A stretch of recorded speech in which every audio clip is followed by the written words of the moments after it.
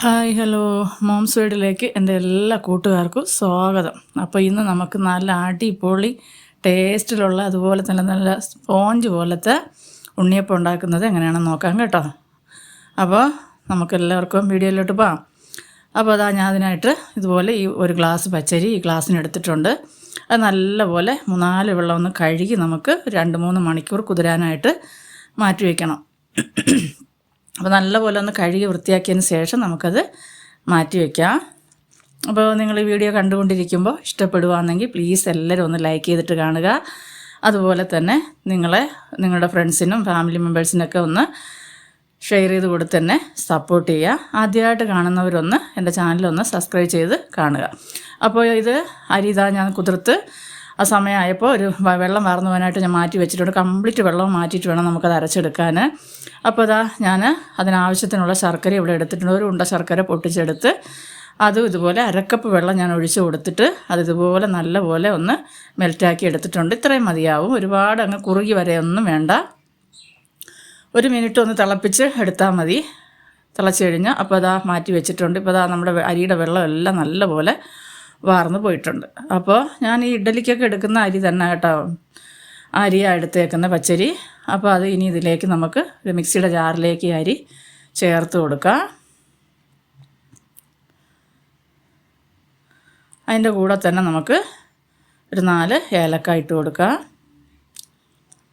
ഇനി നമുക്ക് ചെറിയ ചൂട് നമ്മൾ ഈ മക്കളൊക്കെ കുളിപ്പിക്കുക ഇളം ചൂടുവെള്ളം എന്ന് പറയത്തില്ല, അതുപോലെ ചെറിയ ചൂടോടുകൂടി നമുക്ക് ഈ ഉരുക്കി വെച്ചിരിക്കുന്ന ശർക്കര പാനിയും കൂടെ ഒഴിച്ചു കൊടുത്ത് നല്ലതുപോലെ നമുക്കൊന്ന് അരച്ചെടുക്കാം.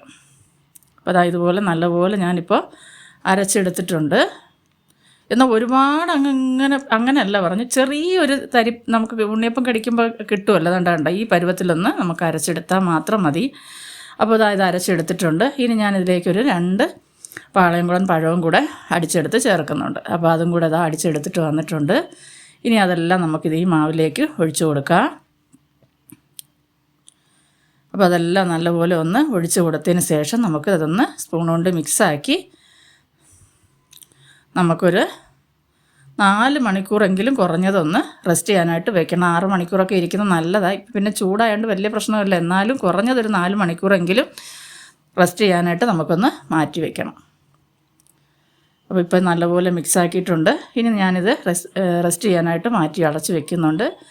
ഒരു 4-5 മണിക്കൂർ കഴിഞ്ഞിട്ട് എടുത്താൽ മതി. 6 മണിക്കൂറൊക്കെ ഇരിക്കുന്നത് നല്ലത് കേട്ടോ. അപ്പോൾ നല്ലതുപോലെ നമുക്ക് നല്ല സ്മൂത്തായിട്ടുള്ള ഉണ്ണിയപ്പം ചെയ്തെടുക്കാൻ പറ്റും. അപ്പോൾ ഞാനിതാ ഒരു പാൻ അടുപ്പത്ത് വെച്ചിട്ടുണ്ട്. അതിലേക്ക് കുറച്ച് ആവശ്യത്തിനുള്ള നെയ്യ് ഞാൻ ഒഴിച്ച് കൊടുക്കുന്നുണ്ട്. ഇനി ഞാൻ കുറച്ച് തേങ്ങ ഇതുപോലെ ചെറുതായിട്ട് അരിഞ്ഞ് വെച്ചിട്ടുണ്ട്. അപ്പോൾ നമുക്ക് ഈ ഉണ്ണിയപ്പത്തിന് വേണ്ടിയിട്ട് തേങ്ങ ഒന്ന് മൂപ്പിച്ചെടുക്കണം. അപ്പോൾ നെയ്യ് ഒന്ന് നല്ലപോലെ മെൽറ്റായതിന് ശേഷം നമുക്കതിലേക്ക് തേങ്ങാക്കൊത്ത് ചേർത്ത് കൊടുക്കാം. അപ്പോൾ ഞാൻ ഇതുപോലെ ചെറിയ ചെറിയ പീസായിട്ട് അരിഞ്ഞ് വെച്ചിട്ടുണ്ട്. അപ്പോൾ ഇടയ്ക്കിടയ്ക്ക് ആ തേങ്ങാക്കൊത്ത് ഒന്ന് കടിക്കാൻ കിട്ടുമ്പോൾ ഉണ്ടാകുന്ന ഒരു സുഖമുണ്ടല്ലോ, അടിപൊളിയല്ലേ. അപ്പോൾ ഇതുപോലെ നമുക്കൊന്ന് നല്ലപോലെ ഒന്ന് നെയ്യിൽ തന്നെ അത് മൂപ്പിച്ച് മാറ്റാം. അപ്പോൾ തീ കുറച്ച് വെച്ച് ചെയ്യുക. ഒത്തിരി തീ കൂട്ടി വയ്ക്കുവാണെങ്കിൽ തേങ്ങ നല്ലപോലെ മൂത്ത് കിട്ടത്തുമില്ല, പെട്ടെന്ന് കരിഞ്ഞു പോകും. അപ്പോൾ ഇതുപോലെ തീ കുറച്ച് വെച്ച് ചെയ്യുവാണെങ്കിൽ നല്ല പരുവത്തിന് നമുക്ക് മൂത്ത് കിട്ടും. നല്ലൊരു ഗോൾഡൻ ബ്രൗൺ കളർ ആകുമ്പോൾ നമുക്കത് മാറ്റാം.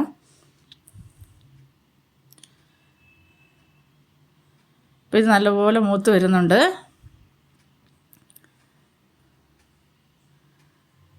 നല്ല പരുവത്തിന് കിട്ടിയിട്ടുണ്ട്. നമുക്കിനി ഇതൊന്ന് മാറ്റി വയ്ക്കാം. അപ്പോൾ അതൊന്ന് തണുക്കട്ടെ.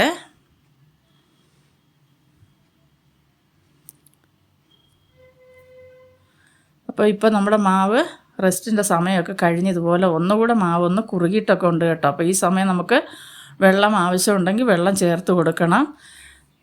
ഒരുപാട് കട്ടിക്ക് വേണ്ട, എന്നാൽ നമ്മൾ ഒരല്പം ഉപ്പ് കൂടി ഞാനിതിൽ ചേർത്ത് കൊടുക്കുന്നുണ്ട്. ഞാൻ ഇച്ചിരി വെള്ളവും കൂടെ ചേർത്ത് കൊടുക്കുന്നുണ്ട്, അല്ലെങ്കിൽ നല്ല കട്ടിയായി. ഇപ്പോൾ ഒത്തിരി കട്ടിയായാൽ അത് അത്ര അങ്ങോട്ട് പെർഫെക്റ്റായിട്ട് കിട്ടത്തില്ല. അപ്പോൾ ഇച്ചിരി ഒരുപാടൊന്നും ലൂസും ആവാൻ പാടില്ല. അപ്പോൾ ഈ ഒരു പരുവത്തിന് മാവ് നല്ലപോലെ ഒന്ന് മിക്സാക്കി നമുക്ക് എടുക്കാം. ഇനി ഇതിലേക്ക് ഞാൻ ഈ തേങ്ങാക്കൊത്തില്ലേ, ആ നെയ്യോട് കൂടി തന്നെ ഇച്ചിരി നെയ്യുണ്ട്, അപ്പോൾ അതുകൂടി ഞാൻ അങ്ങ് ഒഴിച്ച് കൊടുക്കുക. നല്ല തണുത്തതിന് ശേഷം മാത്രമേ ഒഴിക്കാൻ കേട്ടോ, അല്ലെങ്കിൽ മാവ് വെന്ത് പോവും. അപ്പോൾ അങ്ങനെ വരാൻ പാടില്ല. അപ്പോൾ നല്ല തണുത്തതിന് ശേഷം ആ നെയ്യും ആ തേങ്ങാക്കൊത്ത് അതുപോലെ ഞാൻ ഒഴിച്ച് കൊടുത്തിട്ടുണ്ട്. അപ്പോൾ ഇനി ഇത് നമുക്ക് നല്ലപോലെ ഒന്ന് മിക്സാക്കി എടുക്കാം.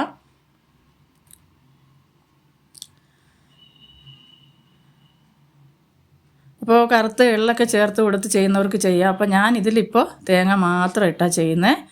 പിന്നെ ഇതൊക്കെ ഓരോരുത്തരുടെ ഇഷ്ടത്തിനനുസരിച്ച് ചെയ്തെടുക്കുക. അപ്പോൾ ഇപ്പോൾ ഞാൻ നോൺ സ്റ്റിക്കിൻ്റെ ഒരു ഉണ്ണിയപ്പച്ചട്ടി അടുപ്പത്ത് വെച്ചിട്ടുണ്ട്. അപ്പോൾ ആ ചട്ടി ഒന്ന് ചൂടായി വരുമ്പോൾ ആ കുഴിയിൽ ഓരോ കുഴിയിലും നമ്മൾ 1/4 ഭാഗത്തോളം എണ്ണ ഒഴിച്ചു കൊടുത്താൽ മതിയാവും. അപ്പോൾ എണ്ണ നല്ലപോലെ ഒന്ന് ചൂടായതിന് ശേഷം ഇതുപോലെ ഞാൻ അപ്പോൾ സൈഡിലുള്ള കുഴികളൊന്നും പെട്ടെന്ന് ചൂടായി കിട്ടത്തില്ല, അത്രയ്ക്ക് വീതിയുള്ള അടുപ്പല്ലല്ലോ. അപ്പോൾ അതുകൊണ്ട് ആദ്യം നമുക്ക് സൈഡിലൊക്കെ ഇതുപോലെ ഒന്ന് ഒഴിച്ചു കൊടുക്കാം. അതിന് ശേഷം സെൻറ്ററിലുള്ളത് കുഴിയിലേക്ക് മാവ് ഒഴിച്ചു കൊടുത്ത് ഇതുപോലെ നമുക്ക് തിരിച്ചു മറിച്ചിട്ട് മൂപ്പിച്ചെടുത്താൽ മതിയാവും. അപ്പോൾ ഒത്തിരി ഇട്ട് മൂപ്പിച്ച് ഒരുപാട് അങ്ങ് മൂത്ത് പോവുകയാണെങ്കിൽ ഒത്തിരി അങ്ങ് ഡ്രൈ ആയി പോവും. നമ്മൾ എല്ലാത്തിനും ഒരു പരുവുണ്ടല്ലോ, ഒരളവുണ്ടല്ലോ, അതിനനുസരിച്ച് മൂപ്പിച്ചെടുക്കുക. അപ്പോൾ അതാ നമ്മുടെ ഉണ്ണിയപ്പം എല്ലാം തിരിച്ചു മറിച്ചിട്ട് നല്ല പരുവത്തിന് മൂത്ത് കിട്ടിയിട്ടുണ്ട് കേട്ടോ.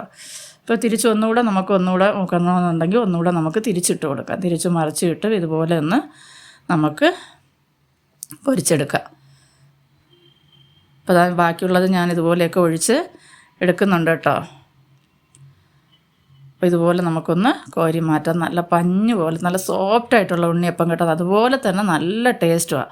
അപ്പോൾ ബാക്കി ഇതുപോലെ ഞാൻ ബാക്കിയുള്ള മാവും കൂടെ ഒഴിച്ച് കൊടുക്കുന്നുണ്ട് കേട്ടോ. അപ്പോൾ 10, 20, 25, 22 അടുപ്പിച്ച് എനിക്ക് കിട്ടിയിട്ടുണ്ട് ഇതിൽ കേട്ടോ. 1 ഗ്ലാസ് മാവ് ഒരു അരിയെ ഞാൻ എടുത്തിട്ടുള്ളൂ, ഒരു ഗ്ലാസ് അരി. അപ്പോൾ നിങ്ങൾക്ക് എത്ര ആവശ്യം വേണമെന്ന് വെച്ചാൽ അതനുസരിച്ച് എടുക്കുക. അപ്പോൾ ബാക്കിയുള്ളത് ഇതുപോലെ ഒഴിച്ച് തിരിച്ച് മറിച്ചിട്ട് നമുക്കൊന്ന് മൂപ്പിച്ച് കോരിയെടുക്കാം. അതിന് ശേഷം ഒരു പാത്രത്തിൽ ഒരു പേപ്പർ, ടിഷ്യൂ പേപ്പറും എല്ലാം ഇട്ടതിന് ശേഷം ഇതിട്ട് കൊടുക്കുവാണെങ്കിൽ ആ എണ്ണ അത് വലുതായിട്ടൊന്നും ഇതിനകത്ത് പിടിക്കത്തുമില്ല. അപ്പോൾ ആ എണ്ണ എല്ലാം ഒന്ന് മാറി കിട്ടുകയും ചെയ്യും കേട്ടോ.